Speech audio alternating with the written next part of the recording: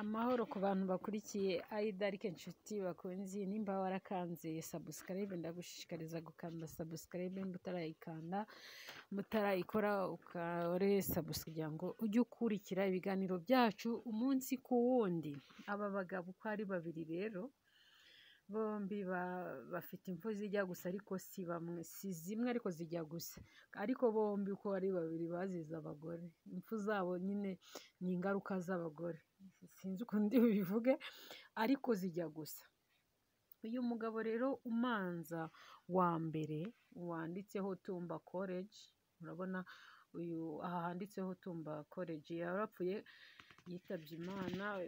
Uyu nguyu wundi nawe yitabye Imana, basa n'abapfiriye mu minsi imwe rwose, uko bose bapfuye ku itariki 12 z'ukwezi kwa kane.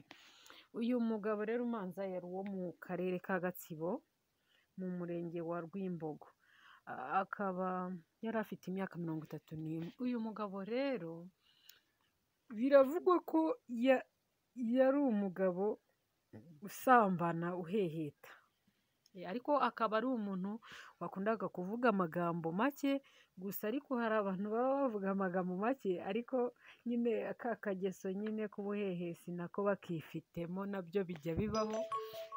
Uyu mugabo rero akaba ari biri mu byo yazize rwose. Buriya hari umuvugizi umwe wari bigeze kuvuga ngo imbere bifatirwa aho ikunda kunyura mwe abantu mwe. Buriya inshuro nyinshi ikintu ukunda hari igihe aricyo rimwe na rimwe uzasanga kizakwica. Ariko uyu mugabo yazize amaherere, mu by'ukuri yazize umugore yishakiye, kuko umugore yishakiye niwe wamwiciye.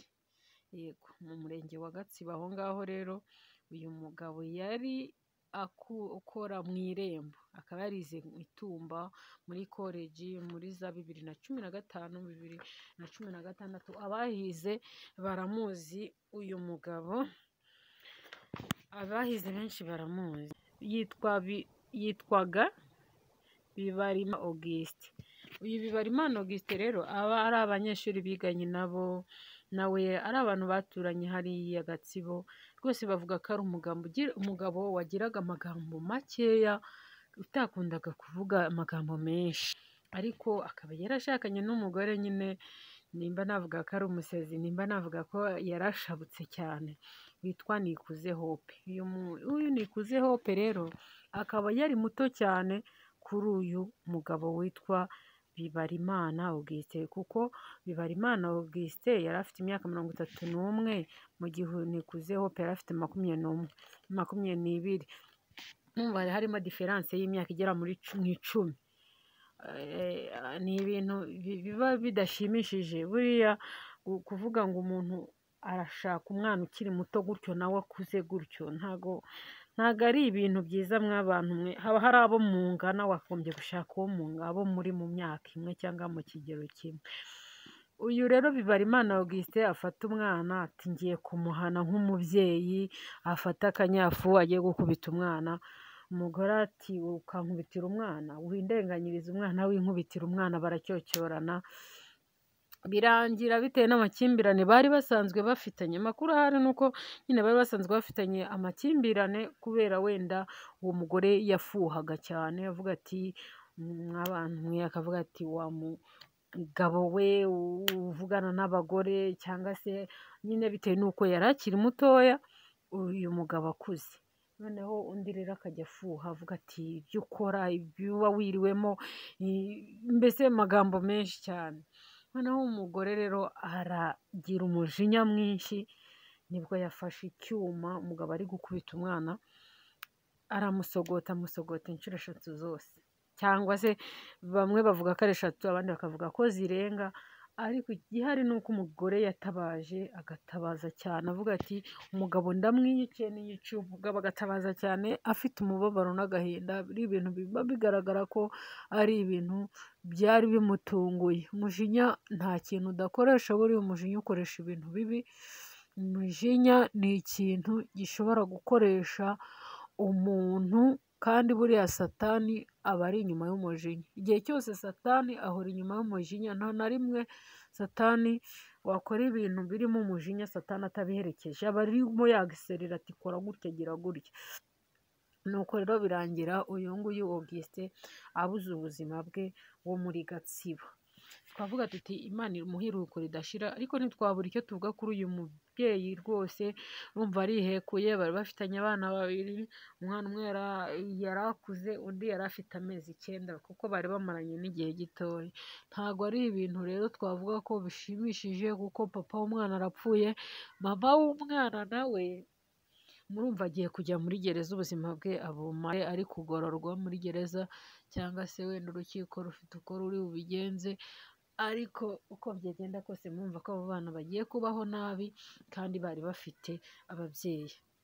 Uyu mugabo wundi rero ndi kubabwira nawe yapfuye yiyahuye. Muti inkuru zagenze zite? Inkuru ukuntu zagenze, uyu mugabo yakundanye n'umukobwa mwiza w'ikidombari. Ntabwo nashatse gushyiraho abadamu baba bagabo, ntabwo nashatse kubashyiraho kuko bakoze ibintu bibi, ariko ikintu nababwira ni uko uyu mugabo uyu usa n'umunini cyane yari umusore, nawe yariyahuye kubera umugore, kubera umukobwa yaramurihiye bakuramufasha. Arangije umukobwa ajya kwiga hanze muri Amerika. Arangije kwiga muri ibyo bihugu byo hanze, ako bita kumukatira abandi bavuga ko ari ukumukatira. Gusa mwabantu mwe buriya ntugafate amafaranga yawe ngo uyatange ku muntu mutarabana pe, mudafitanye n'isezerano, ntabwo ari byo. Isi yarahindutse nyine, haracyariho yego abantu bazima ndabizi, ariko isi yarahindutse ku buryo hari igihe uzabikora ubabara ubuzima bwawe bwose nk'uyu nguyu. Yewe abantu benshi nzi babikoze, si uyu muhungu wenyine wabikoze, abantu nzi bafashe amafaranga yabo bakarihira abakobwa. Hari n'umugore muzi mu minsi yashize yari ari kunyura ku masosho media avuga ukuntu yarihiye umugabo akamufasha, umugabo yarangiza akamuta. Hari n'uwo nzi nanjye ubwanjye niyiziye, umugore yafashije yarangiza nawe akamuta. Ntabwo ari rimwe si kabiri umugabo n'umugore babana, umugore akagikomeza kwiga, yamara kwiga akarangiza ahita ashaka abo barangizanyije kwiga bari mu rwego rumwe, we akatangira kubona kutakiri mu rwego rumwe na rwe. Rero ntabwo ari inkuru, izo nkuru muhora muzumva, izo nkuru muzihoza mu matwi yanyu. Ushaka gufasha umuntu nimba yujuje imyaka y'ubukure, mumanze mugirane isezerano, musezerane, umufashe ariko mwarasezeranye, kuko isi yaranduye, isi yuzuyemo abahemu, n'utari umuhemu n'ubundi nawe baramuhindura. Imana rero y'amahoro ibishimire kandi mukomeze mugubwe neza, ndabakunda cyane. Ni ukuri utarakanda subscribe, fata amasegonda nibura 2 ukande subscribe, tujye tubana mu